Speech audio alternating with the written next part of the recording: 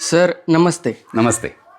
अस्पृश्य आणि आदिवासींच्या मोफत शिक्षणाचा संपूर्ण जगातील पहिला सरकारी कायदा कोणी केला?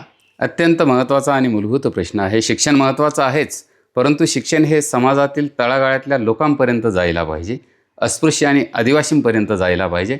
याची दखल घेऊन संपूर्ण जगात पहिला सरकारी खर्चाने आदिवासी आणि अस्पृश्यांसाठी शाळा सुरू करण्याचा कायदा जर कुणी सुरू केला असेल तर तो सुरू केलेला आहे महाराजा सयाजीराव गायकवाड यांनी.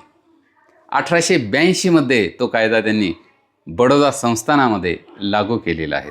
म्हणजे जेव्हा इकडे हंटर कमिशन आलेले होते, त्या हंटर कमिशनच्या अगोदर या शिक्षणाची पाळेमुळे महात्मा ज्योतिराव फुले यांनी पुणे परिसर आणि महाराष्ट्रामध्ये रोवण्यास अत्यंत प्रभावी अशी सुरुवात केली होती. तर तेव्हा 1882 आणि विशेष म्हणजे त्यावेळेला तत्कालीन ब्रिटन म्हणजेच इंग्लंड जे आहे तेथेसुद्धा एवढे प्रगत कायदे झालेले नव्हते.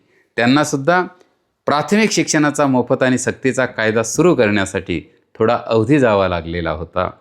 अवधी जाऊ द्यावा लागलेला आहे.